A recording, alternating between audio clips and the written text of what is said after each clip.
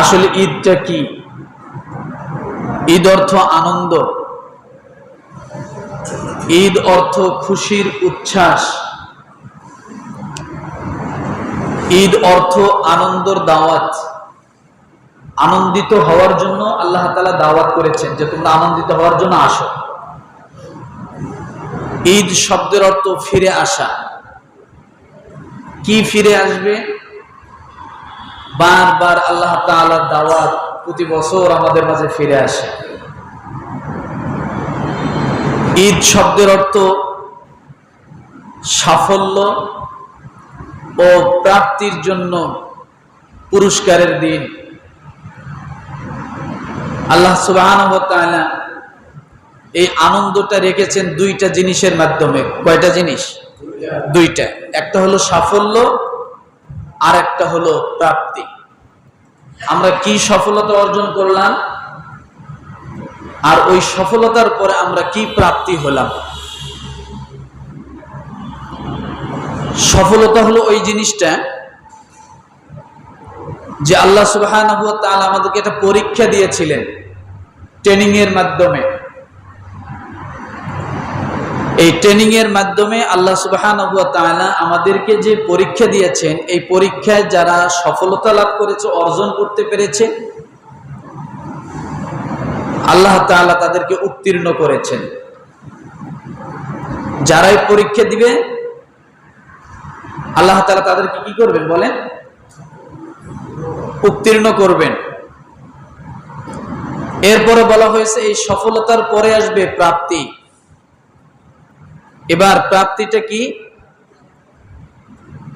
মানুষের জীবনে যত পাওয়া আছে, মানুষের জীবনে যত আল্লাহর তরফ থেকে দয়া আছে, যত নেয়ামত আছে, তার মধ্যে সবচাইতে বড় নেয়ামতটা হলো আল্লাহ তাআলার সন্তুষ্টি। সবচেয়ে বড় নেয়ামতটা কি? আল্লাহর সন্তুষ্টি। যে ব্যক্তি আল্লাহর সন্তুষ্টি পেয়ে গেল, ওই মানুষটা দুনিয়া এবং আখিরাতের কল্যাণ পেয়ে গেল। দুনিয়া এবং আখিরাতে সে কামিয়াব হয়ে গেল। এই জন্য সফলতা পাওয়ার জন্য আল্লাহ তাআলা আমাদেরকে রোজা দিয়েছিলেন, সিয়াম দিয়েছিলেন যে তোমরা একটি মাস রোজা রাখো। কেন রাখবো? আল্লাহ বলছে তাকওয়া অর্জন হবে। তাকওয়া অর্জন হলে কি হবে? তোমরা সফলতা লাভ করতে পারবে। আর সফলতা লাভ করলে কি হবে? আল্লাহ তাআলা বলেন যে আমি নিজেই তোমাদের জন্য হয়ে যাব। প্রাপ্তির মধ্যে সবচাইতে বড় প্রাপ্তি হলো আল্লাহ তাআলার সন্তুষ্টি অর্জন করা। এই হলো আজকের ঈদের দুইটা বিষয়। একটা হলো সফলতা কি, আর একটা হলো সফলতার পরে প্রাপ্তিটা কি, পাইলামটা কি। এখন আল্লাহ তাআলা বলছেন যে পাওয়ার মধ্যে সবচাইতে বড় নিয়ামত হলো আমার সন্তুষ্টি। যে ব্যক্তি আমার সন্তুষ্টি পাবে। এখন সন্তুষ্টি যদি আল্লাহ তাআলার পাইতে হয়, কয় জিনিসের মাধ্যমে পাইতে হবে এটা জানা দরকার।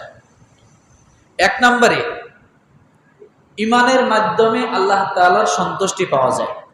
কিসের মাধ্যমে? ঈমানের মাধ্যমে।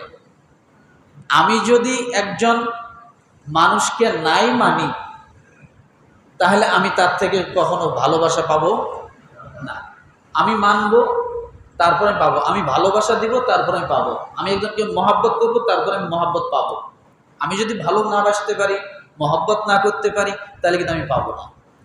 তো এই জন্য বলা হয়েছে যে প্রথম নাম্বার হলো আল্লাহ তাআলার সন্তুষ্টি পাওয়ার প্রথম নাম্বার মাধ্যম হলো, শর্ত হলো ঈমান থাকতে হবে। দ্বিতীয় নাম্বারে আল্লাহ তাআলা ঈমান আনার পরে মানুষকে যে কাজগুলো করতে বলেছে সেই কাজগুলো করতে হবে। সেই কাজের মধ্যে প্রধানতম কাজ হলো এই কপালটা জমিনে ঠেকায়া আল্লাহর গোলাম হিসেবে স্বীকার করা যে আমি তোমার গোলাম। তার মানে সালাত।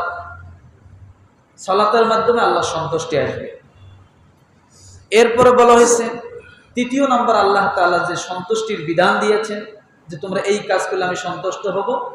তৃতীয় নাম্বারটা হলো যাকাত। যাকাতটা কি? গরিব মানুষকে তো নিজের সম্পদ থেকে দিয়ে দেওয়া।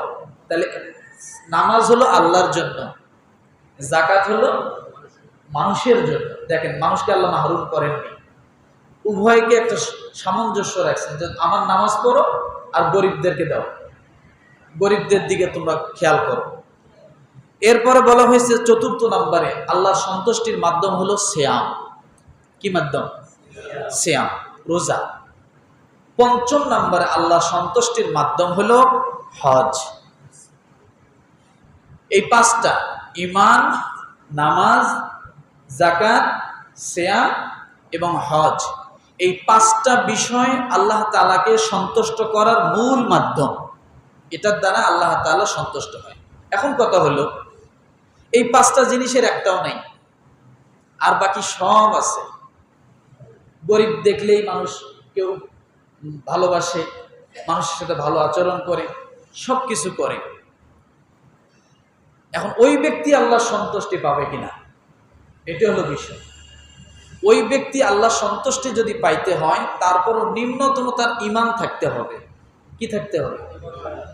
ঈমান থাকতে হবে। ঈমান যদি না থাকে তাহলে সে কিছুই পাবে না।